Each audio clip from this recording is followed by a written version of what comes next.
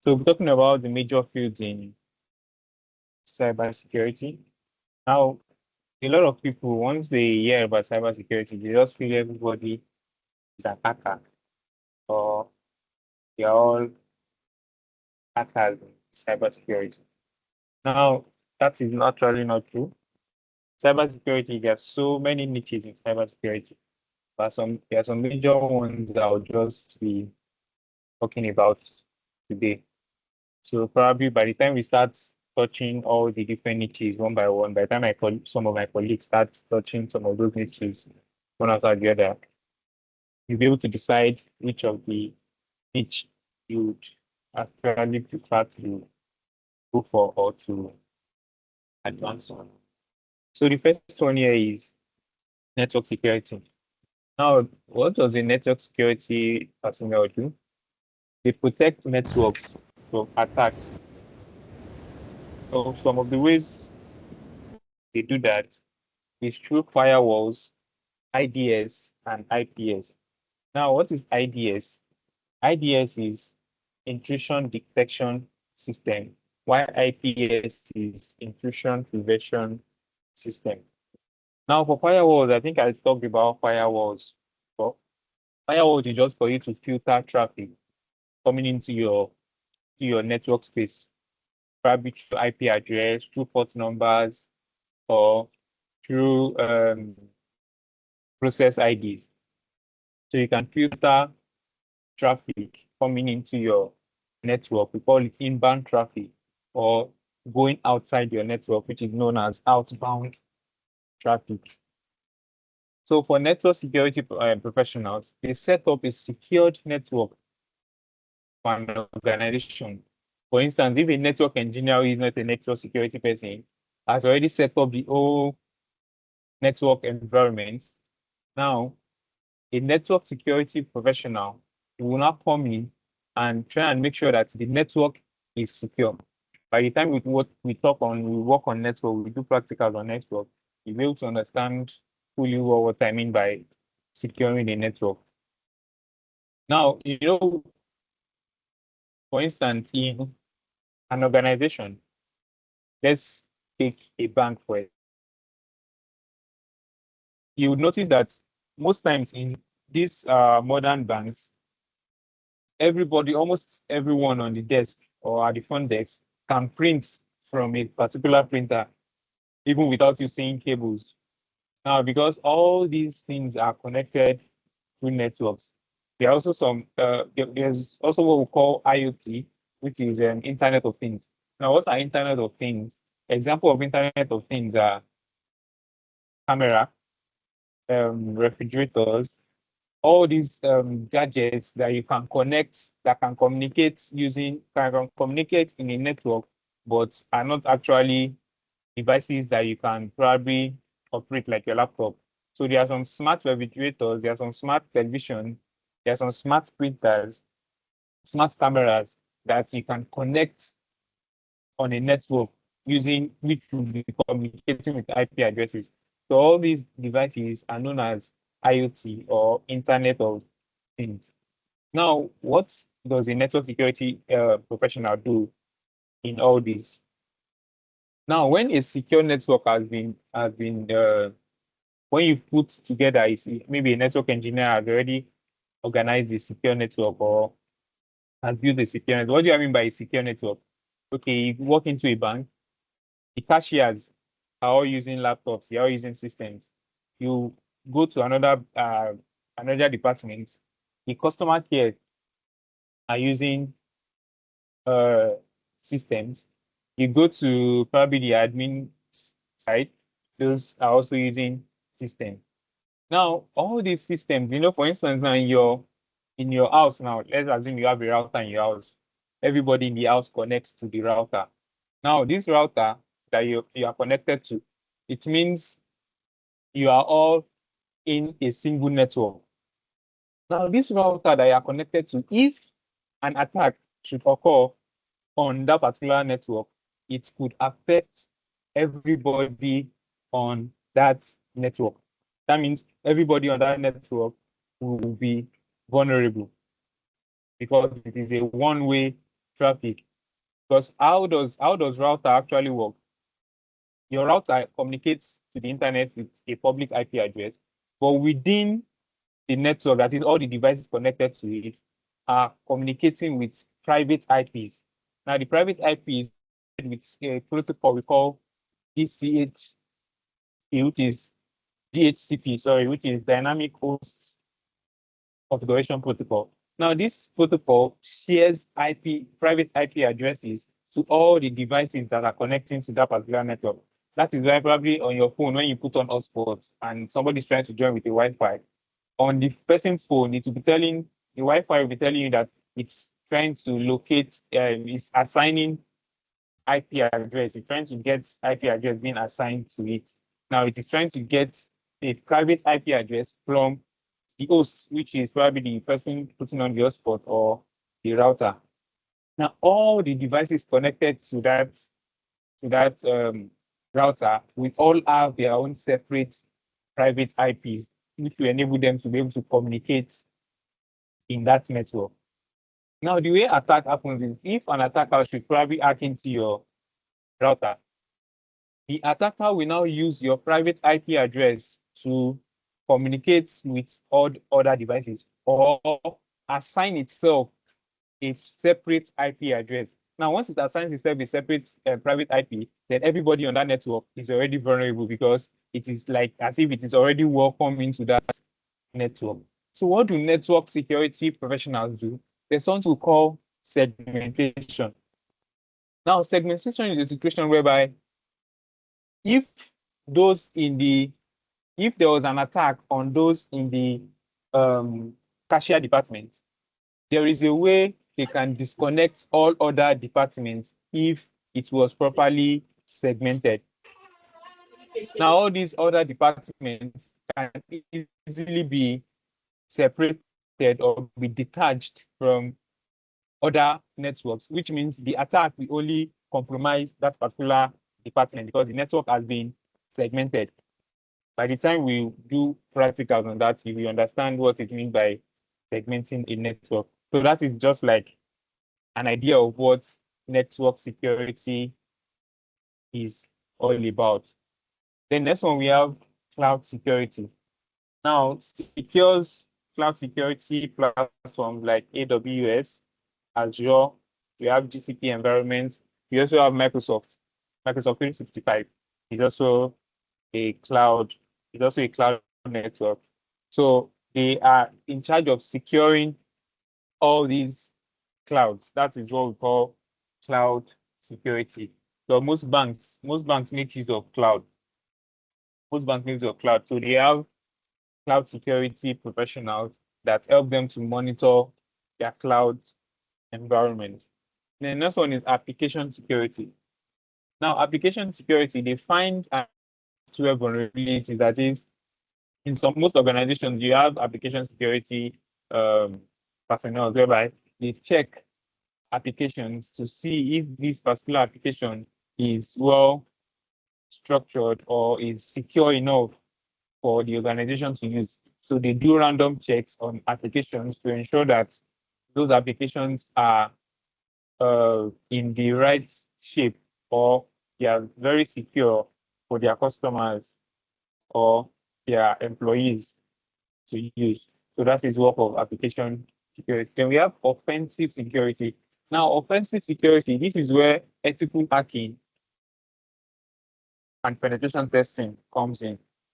So what is penetration testing or ethical hacking? So ethical hackers are hackers. I explained the white hat, the gray hat, and the black hat. So ethical hackers are white hat hackers. So these are the people you call hackers in cybersecurity. When you think everybody in cybersecurity are actually hackers, these are the people you call hackers or call them penetration testers. So what do penetration testers do?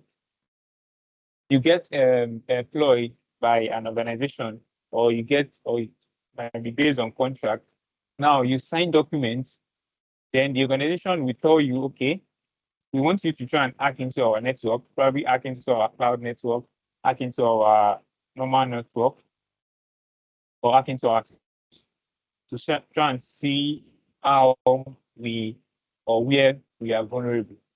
Now, by the time we start talking about ethical hacking, you'll be able to understand that not hacking is not only about typing codes or about using laptop or all those things. There's something we call social engineering. Social engineering is a situation whereby an hacker is trying to romance you to give out sensitive information. Now he or she could use different methods to try and make sure that he or she gets that information from you. Now, penetration testers could go as far as having relationships with a staff just to be able to penetrate the organization. It is still part of social engineering. So what they just do, they just try all possible means to see if your organization is vulnerable. So they could go a long length. It doesn't have to necessarily mean that they are using laptops or they are using computers to try and hack you. They would use different methods to see if, because there are some hacking methods that you actually need somebody from the inside, or you need access from the inside to be able to implement those attacks. So for you to get that kind of access, you need to make use of what we call social engineering. Phishing attacks too fall under social engineering. So this is for the offensive security. We call them the red team. When you say red team in cybersecurity, they are the offensive side, that is the ethical hackers, because their own is to attack. Why the blue team, those ones are to defend. The next one we have the defensive security. So this is the blue team. So these are the SOC analysts, the Security Operations Center, that's the meaning of SOC. So these are SOC analysts. They detect and respond to threats using SIM tools and EDR tools. EDR is endpoint detection and response, while SIM is what is this SIM again? Sorry, I remember, I'll tell you. So that is the work of SOC analysts. They are at the receiving side. They are at the receiving end, do constant monitoring. They monitor systems to see if there are abnormal traffics that are coming into the network. That is the function of SOC analyst. Then we have GRC, which is governance, risk, and compliance. Now, these ones, they manage policies and regulations like the NIST and the GDPR. This GDPR, this is the body I was telling you that was set up by the EU to check data rights. So GRC, just like those that know the law aspects of protecting data or the law aspect of cybersecurity. Those are the government governance, risk, and compliance. That's their work. So they manage policies. They're trying to check if your organization is following the regular data laws of that particular country or the world at large that the country falls under. They make sure that you are following using the normal policies that the country has set up, data policies, different regulatory policies that will ensure that customers' data are safe or are in the proper or they are being secured. So that's for governance, risk, and compliance. Then we have digital forensics and incident response. Now, digital forensics, they do anything that has to do with investigation on digital assets. Anything that has to do with investigation on digital assets, that is what they do. So they also have their own tools that they make use of. For instance, now, just know this now as a cybersecurity enthusiast. If you have a system or if you have a phone, if you do not want anything you have on your device to come out to public, or you don't want maybe an image or anything you have on your device, you don't want to come into public, it's better you don't have that thing on your device at all, because if you delete from today to tomorrow, there are tools that they can use to get those information back, no matter how you delete. Those are the kind of people that work for AEFCC and the rest. They have different tools that they can use to recover deleted data. So the best thing you can do is, if you delete something, the best thing you can do is just to destroy the hard disk, burn it into ashes. That is the only way you can do, or your phone. Just burn everything into ashes. If not, if you delete from now to tomorrow, you're just, let me not say you're just deceiving yourself. So that is for the digital forensics and incident. Then incident response. Under incident response, we have the business continuity plan, and we have the disaster recovery plan. So we have BCP, we have DRP. Now for the BCP, business continuity plan, it's just like, for instance, if an organization was attacked, now because the organization was hit by an attack or probably natural disaster, doesn't mean operation should stop. Now, the business continuity plan, they will set up bodies or set up individuals from the organization in a way that, okay, if we have this kind of attack, what are the things we can do to make sure that the business part of the organization still operates or still continues? So there are so many things under that too. When we get there, we'll talk about it, where they set up committees. Okay, if this should happen, we have something we call incident response playbook, whereby on different kinds of attacks, there are steps on how you can manage the process after, or the aftermath of the attack, or the aftermath of the disaster. There are ways you can manage the process. Then the DARP, which is the disaster recovery plan, that one has to do with the technical aspects of how do we recover back our technical aspects, probably network issues or anything that was damaged that has to do with technology. That is where the DR. All these are under incident response, whereby they respond to incidents, just as the word says. They respond to incidents the way after it occurs, or plan towards the way they can actually mitigate it, or after it occurs, what are the things we can do in case this kind of thing happens? They plan towards it in case this kind of thing happens. Or most times they use what other organizations have experienced. Now they use, for instance, now different organizations have actually experienced a DOS attack or DDoS attack, just like I explained in the previous class. Now there is a playbook on how you could actually manage a DOS attack. You understand? So those are examples of incident response. That's what we call incident response. Then we have IoT and embedded security. I explained IoT just now. IoT means Internet of Things, that is digital devices that you can still connect to your network that you communicate with. So there are people that are in charge of that. They secure smart devices and industrial systems. So that is also another niche under cybersecurity. Then we have threat intelligence. Now they analyze cyber threats proactively. Now, what does threat intelligence have to do? Threat intelligence is a situation whereby you are trying to detect threats. You're trying to detect threats to make sure that there are no IOCs. IOCs are indicators of compromise. That is an indication that could mean an attack is occurring, or there is a possible attack on its way. So threat intelligence is just using different tools to try and monitor and check if there is any anomaly, or there's any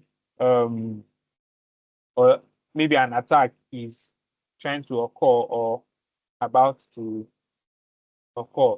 That's what we call threat intelligence. Then we have cryptography. Now, the designs and breaks encryption methods. So there are some people that have, what their work is to design, is either they design cryptographic algorithms, just like the algorithms for the what do you call it, for the hashing that we did. Now, some of those algorithms are also used for cryptography. So cryptography is just changing plain text into ciphertext. So they are mostly have to do with mathematics. Those that create cryptography, they are very good with mathematics because most of those things require mathematics a lot. But the ones that have already been put out there, you can be used without you needing to start calculating. But if you want to break some of those encryption codes, it's either you have tools that can do that, or you are very good with how they actually calculated the encryption. So these are some of the major niches in cybersecurity. So I said I would show you some practicals on phishing. Let me- let me- So this is my email box now.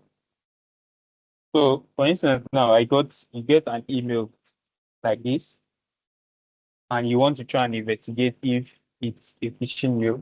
Now, one of the things you check for, the first thing you check for, which a lot of sites have been able to, though it doesn't mean it's 100%, is the fact that this particular link or this particular thing they're asking me to click, is it an HTTP site or an HTTPS site? Now, for you to know that, if you hover over any of the link, you would see down here that it told me the sites and all the pages that are under the site. So once it's an HTTPS, that shows that the site is actually secured, which means any communication you have between that site and you, it's encrypted. So in case of a man-in-the-middle attack, your data or your password is saved in encrypted method.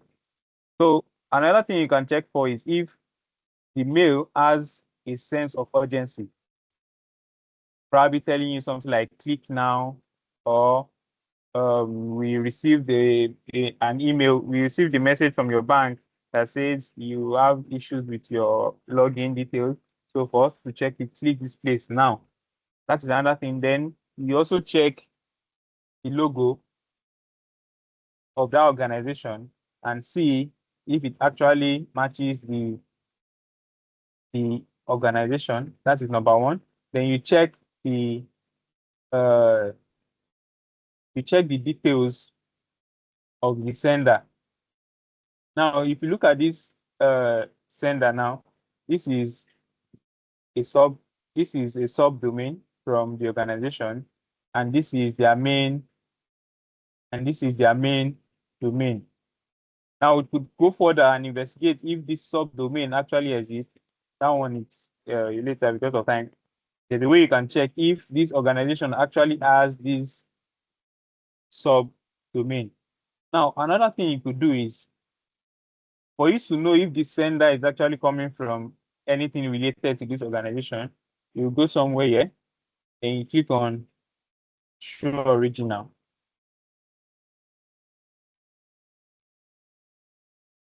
So now if you show original, it shows you a lot of things here. Then if you come down here, you can actually see that this is how you know that your email is actually encrypted. This is how your email sends. Anytime you send email, this is how it sends in encryption until it gets to the person that needs that information before it decrypts. So this is the original form of the way your email is being sent. So what did I come here to check? Now, here you could see the sender's IP address. This is the IP address of the sender. Through investigation, you could copy this IP address and you go to a website called whois. You go to a website called whois.com.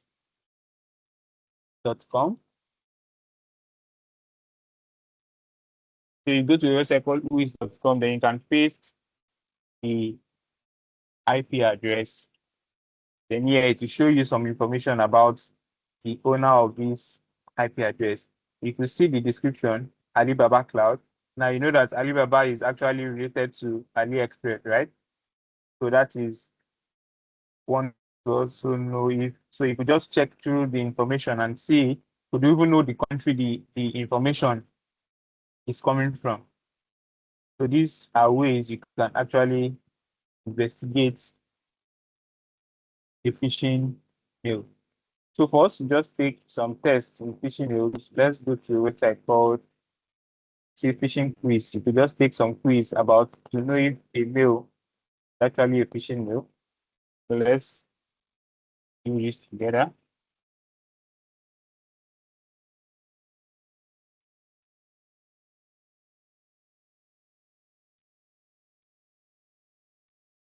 So if you can see my screen, maybe you might have to mute your mic so that we can do this together. So I'll just go through this now. So they said Luke Johnson, this is the email of the sender, has invited you to edit the following document.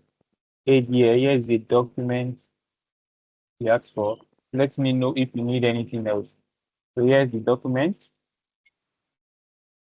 So now somebody can just mute and tell me, do you think this is a phishing mail, or do you think this is a phishing mail, or it is legitimate? Anyone? Legitimate. Legitimate, right? Now, if I over this place, if you look down, you see the kind of site it's giving I me. would say It's is it telling me it's like an HTTP site. And an HTTP site, automatically, we know that that is somebody is raising hand. I'm not on it like this.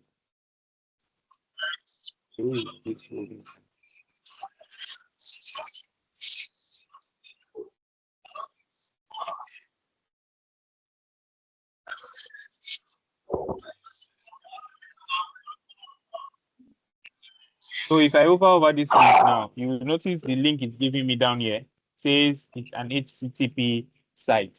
That is a red flag already.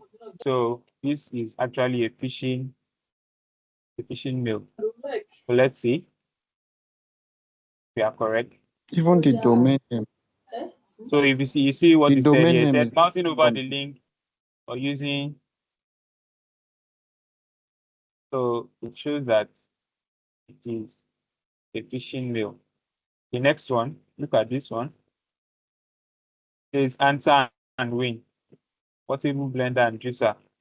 So let's see. The logo says Coca-Cola. Let's look at the email that's sending it. Can you see the email sending? I think Coca-Cola related in this email here.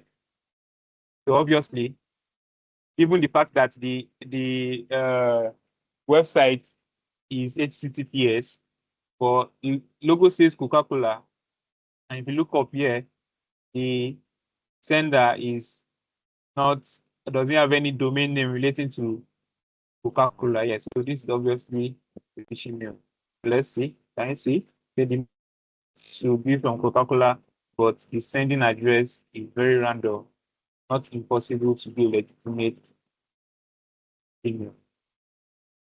So okay, there's also something like that. The content, even the text, is in all image. Why used some legitimate communication? This technique is used to avoid detection. So you could come to this website and do some tests to see if you're able to recognize the phishing mail. Though with the advent of AI, a lot of these scammers or a lot of these threat actors have been able to improve on their skills for building a phishing mail. But at least you'll be able to check that yourself. Right. So let's check this also.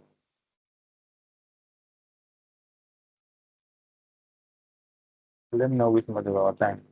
So you could just go to this site and go through it yourself with the little idea you know about phishing. Right. So I think last time we were talking about man in the middle attack, and I said I would show you probably a sample of the man in the middle attack. I don't know if time can make us.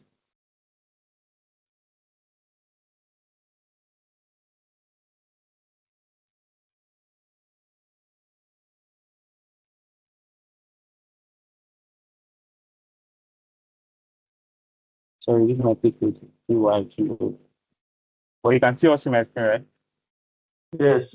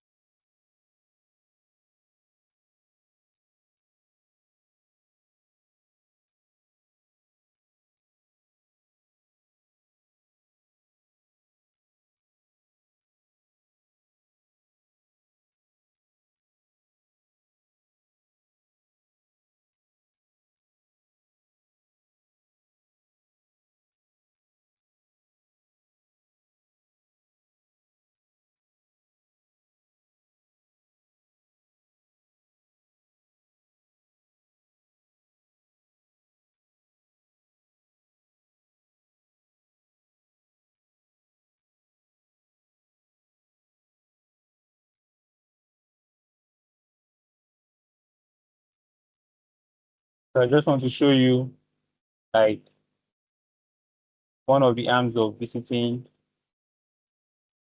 an HTTP site that could be vulnerable, that could make you vulnerable to a man-in-the-middle attack. Let me just show that.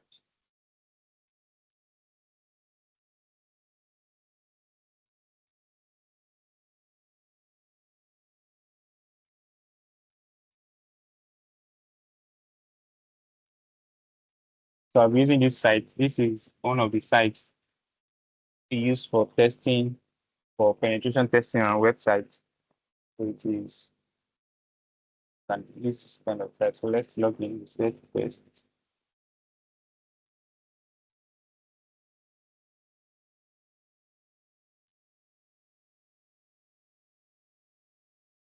Now look at something. Let's just edit this.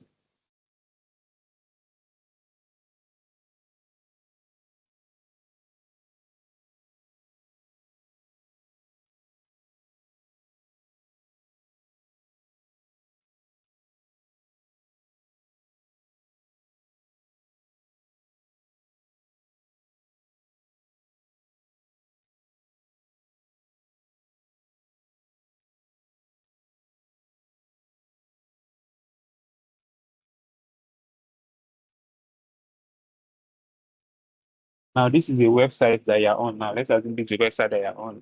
I are trying to upload your details, or you're trying to upload your information. On the page, please. The page has been updated.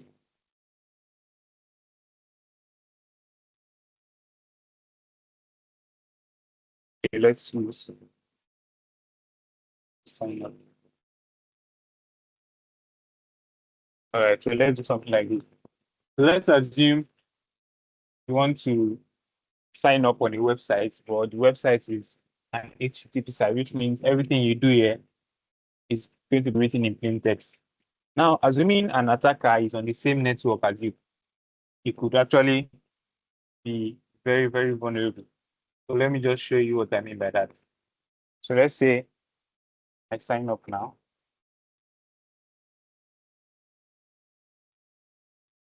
Password. Let's see.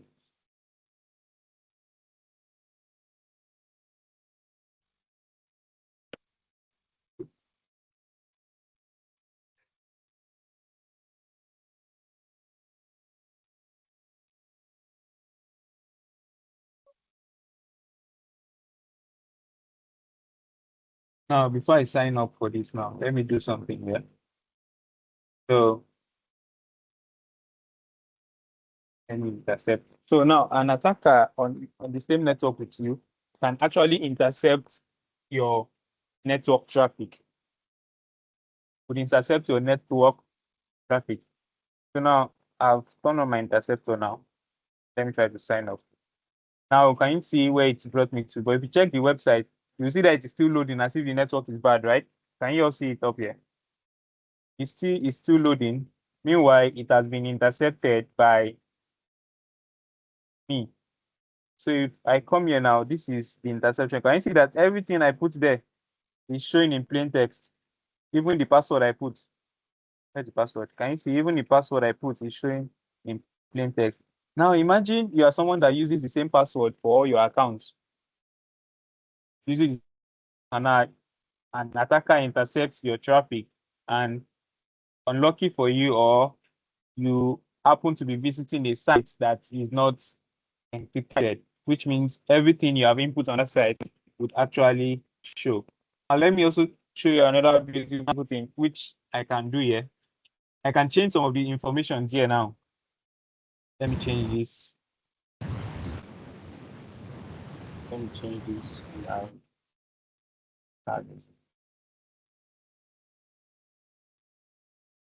let me change this. Without changing, okay, don't change it now.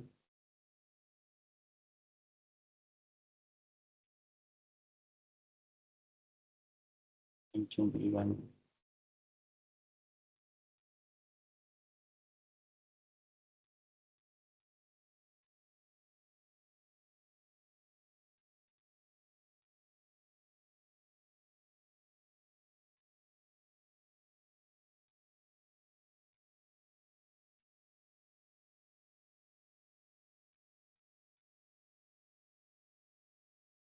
All right. So if I forward this now and I turn off the interceptor, and let's go back to the site.